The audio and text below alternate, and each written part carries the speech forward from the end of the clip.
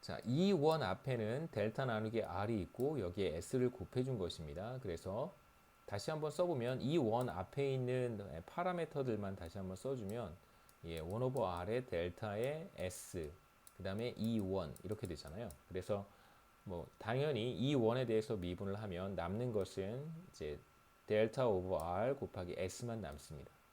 그래서 첫 번째 앞에 있는 이 원에 대해서 미분하면 델타 오버 R 곱하기 S가 되고요. 그 다음에 마지막 텀 코스트 오브 에포트 펑션을 이 원에 대해서 미분하면 우리는 이 원만 얻겠죠.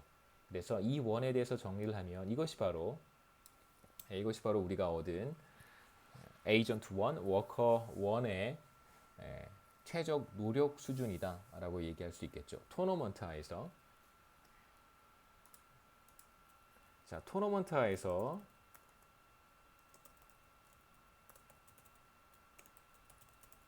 첫 번째 워커 1의 최종 노력 수준이에요. 사실 이제 최종 노력 수준이 정확히 얼마다라고 말은 할 수 없죠. 왜냐하면 우리가 R의 값도 알 수 없고 델타도 뭐 알 수 없고 보너스도 우리가 특정한 값을 주지 않았기 때문에 정확히 첫 번째 워커가 뭐 얼마만큼의 노력을 투입한다라고 말하기는 어렵습니다만 그래도 우리가 여기에서부터 몇 가지 재미있는 결과를 도출할 수 있습니다. 자, 첫 번째 보시면 effort 수준은 R과 델타와 S에 의해서 결정이 되지 베이스 샐러리인 T는 아무런 영향을 미치지 않습니다. 여기 베이스 샐러리가 있잖아요. 자, 베이스 샐러리인 T는 아무런 영향을 미치지 않습니다. 그래서 베이스 페이와는 무관하고요. 노력 수준이. 그 다음에 이제 최종 노력 수준이라고 하는 것은 자, S가 커지면 사람들은 노력을 더 투입할 것이고 그 다음에 생산성 델타가 높아지면 마찬가지로 노력 수준을 더 투입할 노력 수준을 높일 것이고 그 다음에 마지막으로 프린시펄의 혹은 기업의 성과 평가 시스템이 보다 정확하다면 그 말은 곧 R이 작은 값을 갖는다는 뜻입니다. 자, 기업의 성과 측정 시스템이 비교적 정확하다면 그렇다면 R은 떨어지겠죠. 그래서 그 경우에 이제 워커들의 에이전트들의 노력은 더 증가하게 됩니다. 노력 수준은 더 높아지게 됩니다. 그래서 이게 이제 우리가 첫 번째 얻은 결과고요. 이제 마지막으로 두 번째 워커의 노력 수준은 어떻게 될까? 사실 델타 RS를 보시면 이건 두 번째 워커라 그래서 문제가 달라지진 않아요. 여러분이 직접 한번 해보시기를 권합니다. 두 번째 워커의 expected utility를 어떻게 쓸 수 있을까? 두 번째 워커의 expected utility를 한번 앞에 제가 슬라이드에 적었던 것처럼 한번 써보시고요. 같은 방식으로 E2에 대해서 한번 미분해 보세요. E2에 대해서 한번 미분해 보면 정확히 똑같은 결과를 얻을 수 있습니다. 그래서 두 번째 워커의 노력 수준도 똑같이 1 over R의 델타 곱하기 S가 돼요. 자, 여기에서 우리가 하나 중요하게 관찰해야 되는 것은 첫 번째 워커의 노력 수준에는 두 번째 워커의 노력 수준이 들어가 있지 않고 두 번째 워커의 노력 수준에도 첫 번째 워커의 노력 수준이 들어가 있지 않습니다. 우리가 앞서서 위닝 프로바빌리티에 대한 이야기를 할 때 첫 번째 워커가 토너먼트에서 이길 확률은 두 번째 워커의 노력 수준이 영향을 미치게 되어 있어요. 자, 한번 보시죠. 자, 이게 바로 위닝 프로바빌리티였단 말이에요. 자, 위닝 프로바빌리티는 이렇게 생겼습니다. 첫 번째 워커의 위닝 프로바빌리티는 그러니까 이길 확률은 노력 수준을 얘기하는 것이 아닙니다. 이길 확률에는 두 번째 워커의 노력 수준이 들어가 있어요. 하지만 첫 번째 워커가 투입하는 노력 수준에는 두 번째 워커의 노력 수준이 들어가 있지 않습니다. 그러니까 제가 얼마만큼 열심히 일할 것인가, 그 토너먼트 환경에서 내가 얼마만큼 노력을 투입할 것인가는 제 경쟁자가 얼마만큼 열심히 일하는가에 저는 관심이 없다는 거예요. 그래서 저는 물론 winning probability는 E1과 E2가 모두 중요한 영향을 미치지만 제가 선택하는 노력 수준은 경쟁자가 얼마나 열심히 일하는지 별로 아무 관심이 없다는 겁니다. 아무 상관이 없다는 뜻입니다. 각자 예, 자신의 기대 효용을 극대화하는 노력 수준을 선택한 결과 델타 R S만 영향을 미치는 거죠. 두 번째 워커도 정확히 동일한 노력 수준을 선택하게 됩니다. 이게 토너먼트에서 이제 우리가 얻은 매우 중요한 결과라고 할 수 있어요.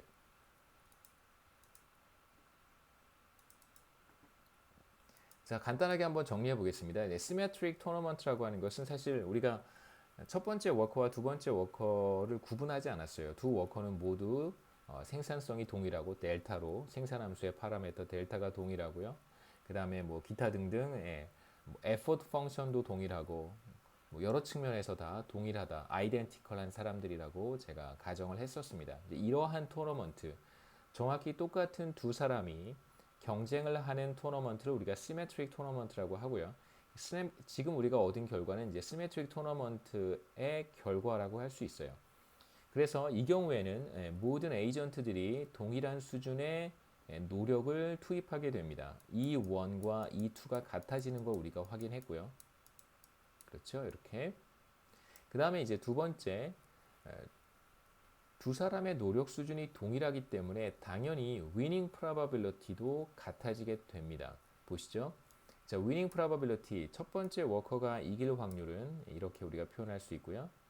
자, 그런데 E1과 E2가 같으니까 두 사람 모두 동일한 노력 수준을 채택하기 때문에 E1과 E2는 같아져서 자, 이 텀은 사라집니다. 그래서 첫 번째 워커가 이길 확률은 2분의 1.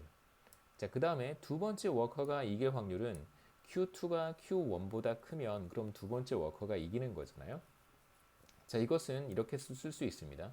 두 번째 워커가 이긴다는 것은 1 마이너스 첫 번째 워커가 이길 확률이에요. 또는 1 마이너스 두 번째 워커가 질 확률이겠죠.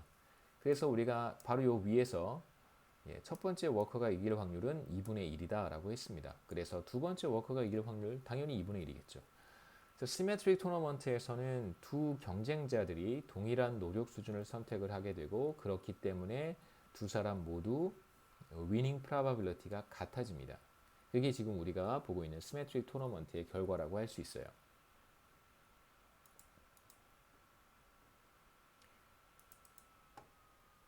자, 아까 뭐 간단하게 말씀드리긴 했는데, 자, 첫 번째 워커가 토너먼트에서 이길 확률은 자, 이 확률이죠. 이 확률은 사실상 두 번째 워커가 얼마만큼의 노력을 투입하느냐에 따라 달라집니다. 그래서 이 확률은 아까 우리가 봤었죠. 제가 간단하게 말씀드렸습니다. 델타 나누기 R의 두 사람의 노력 수준의 차이, 그 다음에 여기에 더하기 2분의 1을 하면 이게 바로 첫 번째 워커가 토너먼트에서 이길 확률인데요. 실제로 이제 위닝 프로바빌리티에는 두 사람의 노력 수준이 모두 다 들어가 있기는 해요. 이제 우리가 그림으로 이걸 다시 한번 표현해 보면, 자, 이게 첫 번째 워커가 노력 수준을 얼마만큼 투입하느냐에 따라서 위닝 프로바빌리티가 어떻게 달라지는지를 제가 앞서 여러분들께 보여드렸던 그림입니다. 자, 우리의 결과 시메트릭 토너먼트에서는 두 사람이 동일하니까요. 경쟁자 두 워커들이 아이덴티컬하기 때문에 두 사람 모두 동일한 노력 수준을 선택한다고 했습니다. 그게 바로 델타 나누기 R의 S였고요. 자, 그냥 여기에 제가 한 점을 찍어봤습니다. 대충 이제 첫 번째 워커의 노력 수준이 델타 나누기 R의 S다 라고 한 거고요. 그러면 자, 그때의 나의 위닝 프로바빌리티는 2분의 1이 된다는 뜻입니다. 자, 그런데 절편을 여러분 생각해 보시면 절편은 뭐와 같았었냐면 두 번째 워커가 경쟁자가 얼마만큼의 노력을 투입하느냐에 따라서 절편이 달라질 수 있었어요. 그래서 위닝 프로바빌리티가 첫 번째 워커의 노력 수준뿐만 아니라 두 번째 워커의 노력 수준에도 영향을 받는 거였죠. 절편이 달라지게 되어 있습니다. 그런데 두 번째 워커도 시메트릭 토너먼트에서 동일한 수준의 노력을 투입하기 때문에 델타 나누기 R의 S, 그래서 E2 대신에 제가 여기 델타 나누기 R의 S를 제가 곱해봤습니다. 계산이 좀 틀렸는데요. 크게 신경 쓰지 마시고요. 제가 델타 나누기 R을 곱해야 되는데 제 계산이 틀렸죠, 그렇죠? 델타 제곱에 R 제곱에 S가 되어야 됩니다.